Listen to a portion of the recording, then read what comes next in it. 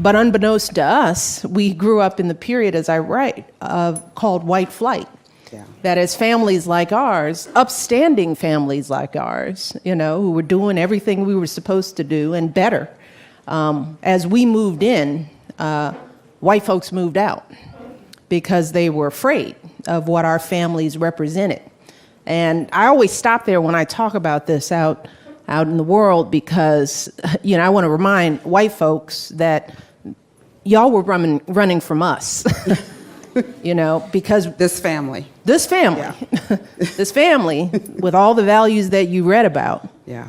you were running from us, and you're still running. Now, I'm 12 years older than Michelle Obama, and I witnessed my neighborhood transitioning from white to black as well. We were the second black family on my block in 1959 when my parents moved from Pico Union to South Central.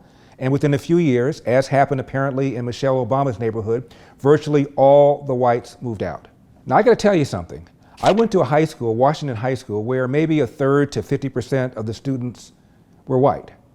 And I was just there one semester, but I saw several instances of black-white altercations, verbal taunting, physical abuse, and near as I could figure out, whenever I could determine who started it, it was a black person. Now, I'm not saying whites didn't start fights. I'm just saying in that one semester when I was there, I saw many instances in which whites were picked on, verbally taunted, verbally abused, pushed around. I never saw it the other way around. Now, you're a white kid, you come home to your parents and you tell them you got beaten up or put down or verbally taunted by black kids. What are your parents going to do?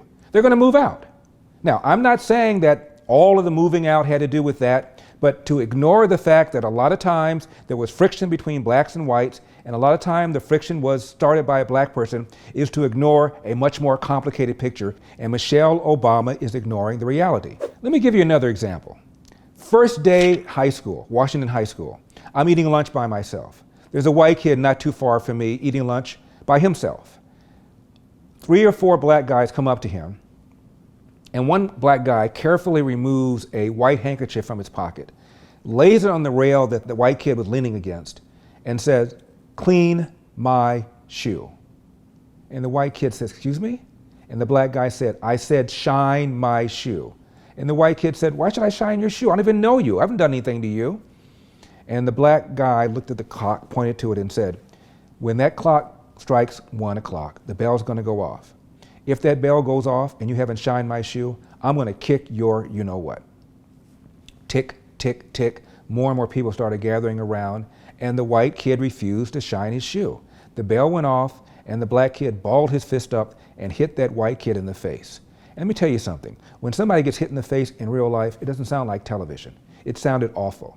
But this white kid knew some form of martial art or something, and he assumed some sort of fighting position and started beating the crap out of this black kid. And then the black kid's friends jumped in, and pretty soon the white kid was fighting off 2 or 3 people, and then pretty soon more people jumped in, and pretty soon the white kid started running, and a stream of all black people were following him.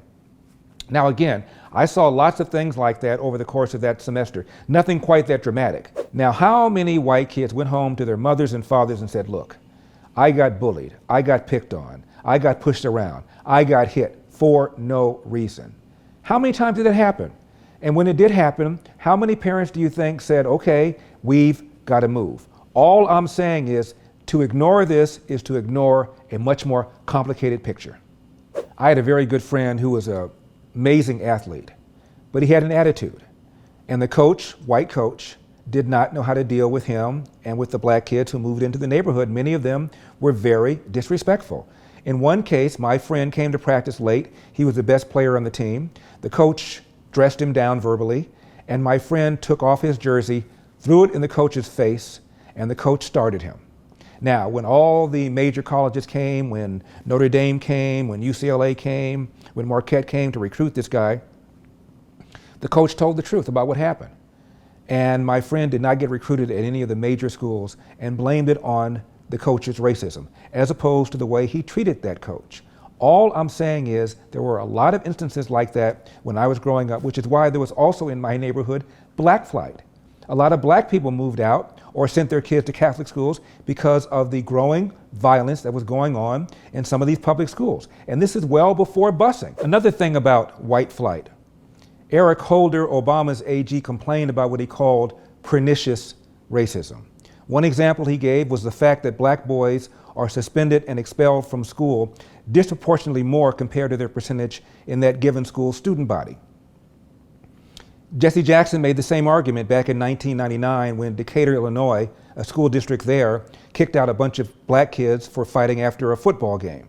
In comes Jesse Jackson, files a lawsuit against the all-white Decatur School Board and accuses them of racism.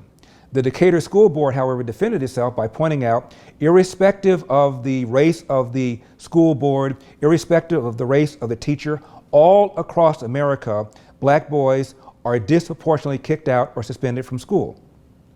Even in Oakland, where the Oakland School Board was predominantly, quote, people of color, black boys were substantially more likely to be kicked out or suspended than non-black boys. You cannot blame it on racism. Now, if you're a white kid going to a school where there's more violence and black kids are disproportionately kicked out, and you go home and you tell your parents about this, what do you think your parents are going to do? Back to Michelle Obama. In 2008, when her husband was running for president, they were interviewed by Steve Croft of 60 Minutes. Croft asked her the following. This is a tough question to ask, but a number of years ago, Colin Powell was thinking about running for president. And his wife, Alma, really did not want him to run. She was worried about some crazy person with a gun. Has that been a factor? I mean, have you talked about that? Is that something that you think about? I don't lose sleep over it because the realities are that, as a black man, Barack can get shot going to the gas station. So she's admitting that her neighborhood is dangerous. Again, does that at all contribute to what she complained about, white flight? Now let's talk about education. Michelle Obama says that she went to a public school, and that's true. However, she did not go to the local public school. She was on a bus 3 hours a day to go to what essentially was a Chicago magnet school in order to avoid the inferior local school. Does that at all contribute to white flight? The quality of education? The quality of local schools? I saw the same thing when I was growing up. There were families in my neighborhood that put their kids in Catholic schools because they thought the academic curve was better and because they thought there was less violence. Does something like that contribute to white flight?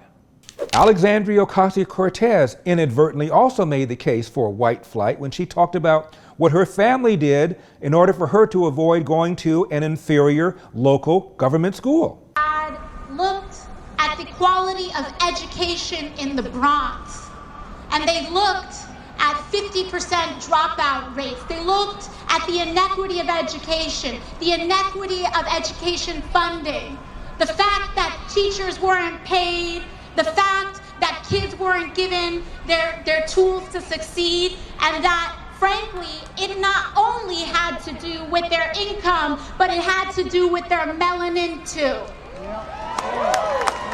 And so they made, and my family made, a really hard decision. And my whole family chipped in to buy a small house about 40 minutes north of here. And that's when I got my first taste of a country who allows their kids' destiny to be determined by the zip code that they are born in. Now let's take a look at another factor: interracial violent black-white crime. Here's what the Manhattan Institute's Heather McDonald says. Just this month, the Bureau of Justice Statistics released its 2018 survey of criminal victimization. According to the study, there were 593,598 interracial violent victimizations, excluding homicide, between blacks and whites last year, including white on black and black on white attacks. Blacks committed 537,204 of those interracial felonies, or 90%. Whites committed 56,394 of them, or less than 10%. End of quote. Finally, Michelle Obama says about whites, "You're still running." And you're still running. Then why did Reverend Al Sharpton tee off on whites for moving into Harlem, calling them interlopers? And why did Spike Lee do this epic rant against white people moving into certain areas of New York. Check this out. Gentrification. You mentioned gentrification with some slightly negative connotations, and I wondered if you've ever looked at it from the other side, which is that if your family was still in that $40,000 home, it's now worth $3.5 or $4 million. All right, let me just kill you right now. Okay, go for it. Because there was some bullshit article in the New York Times saying the good of gentrification. I don't believe that. Here's the thing.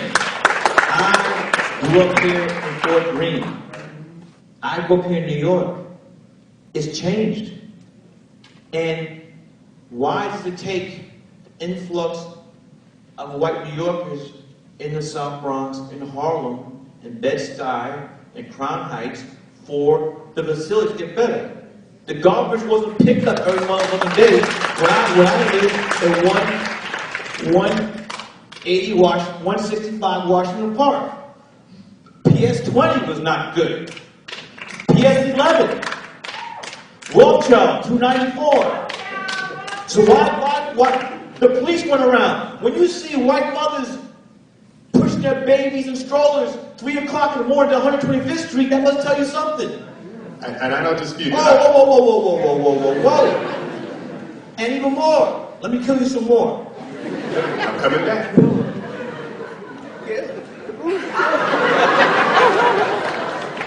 Can I talk about that? No, not yet.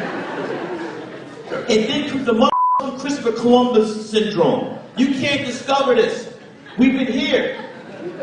You just can't come in both But. And you're still running. So which is it? Whites are racist because they left neighborhoods that became all black, or whites are racist because they're moving into mostly all black neighborhoods? And by the way, when it comes to discrimination, nobody has clean hands. Check out this 1999 article from the Los Angeles Times. Despite being one of the most diverse metropolitan areas in the world, Greater Los Angeles remains a hotbed of racial and ethnic housing discrimination. 2 recent studies of rental practices found that Latino landlords are discriminating against African Americans, and black landlords are discriminating against Latinos at levels comparable to those practiced by whites against minority groups a decade ago. End of quote. Moral to the story, no group has a monopoly on hate and on fear. Fear leads to anger. Anger leads to hate. Hate leads to suffering. So, when it comes to white flight and black flight, the picture is a little more complicated than the one Michelle Obama painted for us. I'm Larry Elder, and this has been The Larry Elder Show for Epic Times. I'll see you next time.